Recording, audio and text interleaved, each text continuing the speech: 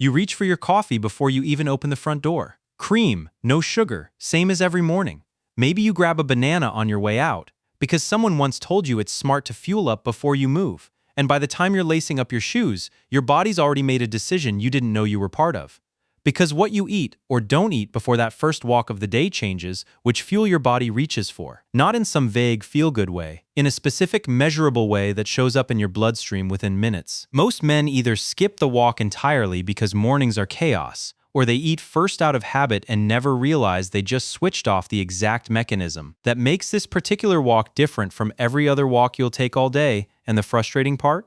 Nobody explains why the order matters. You've probably heard walking is good for you 1,000 times. What you haven't heard is when. By the end of this video, I'm going to walk you through one specific hormonal shift that only happens when you move on an empty stomach. A switch inside your muscle cells that most men over 40 have never heard of, even if they've been walking every single morning for years without missing a day. It's not about burning more calories in the moment. It's not about some dramatic transformation. It's about which fuel tank your body is pulling from during those 30 minutes, and why that tank barely gets touched if you eat first. Once you understand what's actually happening at the cellular level, you'll never think about your morning routine the same way again, and you'll understand why two men can walk the exact same route, at the exact same pace, and get two completely different physiological results depending on one decision made before they even left the house.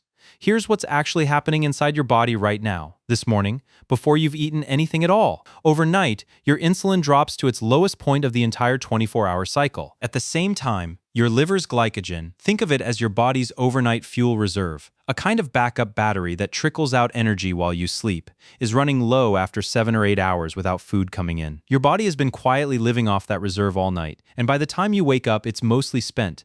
Picture your body like a car with two separate fuel tanks. One tank is blood sugar, easy to access, always topped up whenever you eat, and your body's default first choice. The other tank is stored body fat, harder to reach, metabolically more complicated to tap into, and mostly ignored as long as the first tank still has fuel in it. When insulin is low and glycogen is depleted, your body doesn't really have a choice anymore. It has to reach for that second tank. What this means for you is that a fasted walk isn't just exercise with an empty stomach.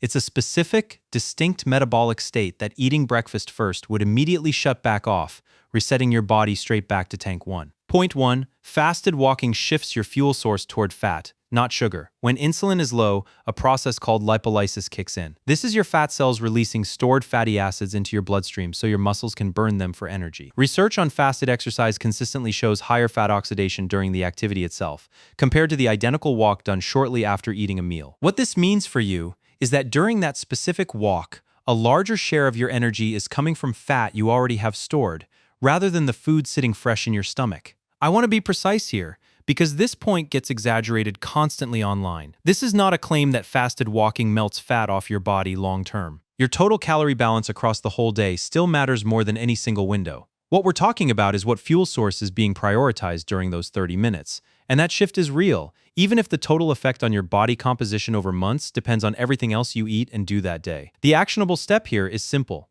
If you're walking first thing in the morning, walk before you eat, not after. Point 2. This kind of movement improves how your muscles handle insulin for the rest of the day. Here's something most men don't know. Your muscles have the ability to pull glucose in from your bloodstream without needing much insulin at all, as long as those muscles are actively contracting. There's a transporter inside your muscle cells called GLUT4, and physical movement activates it through a pathway that's largely independent of insulin. What this means for you is that a fasted walk is essentially training your muscles to become more efficient at managing blood sugar, which becomes more important the older you get, since insulin sensitivity naturally declines with age starting somewhere in your 30s and 40s. This is one of the quieter, less talked about benefits of morning movement, and it has nothing to do with how the walk feels in the moment. The actionable step, even 10 to 15 minutes, activates this GLUT4 pathway.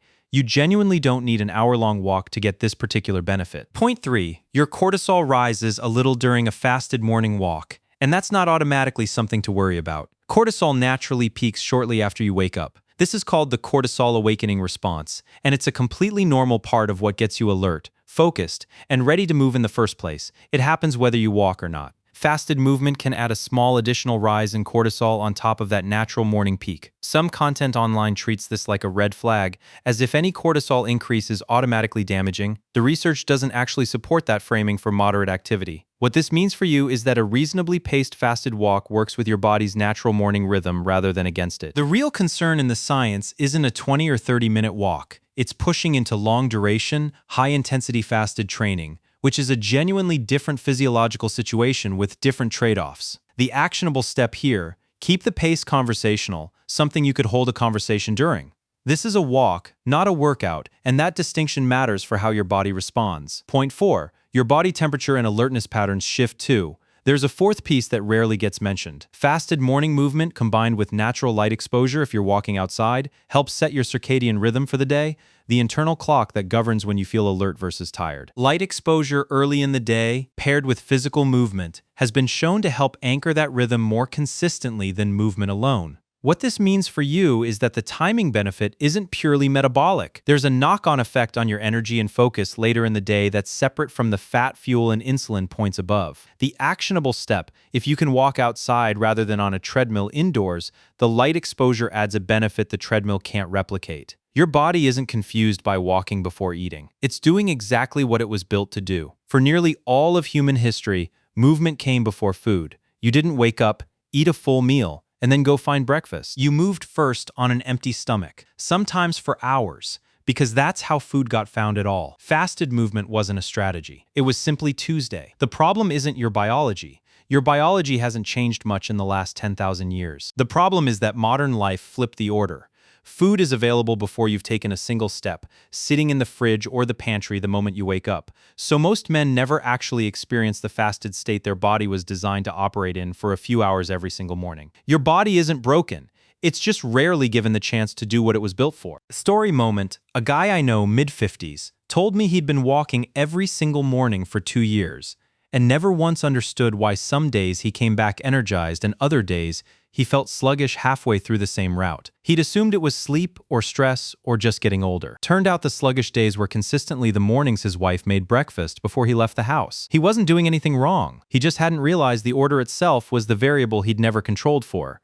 So he moved his walk to before coffee, before food, before anything. Nothing else about his routine changed. 3 weeks in, he told me the walk stopped feeling like something he had to push through halfway and started feeling like the one part of his day where his head was actually clear. He wasn't walking faster. He wasn't walking longer. He was just walking in a different metabolic state, and his body noticed before his mind caught up to why. Conclusion.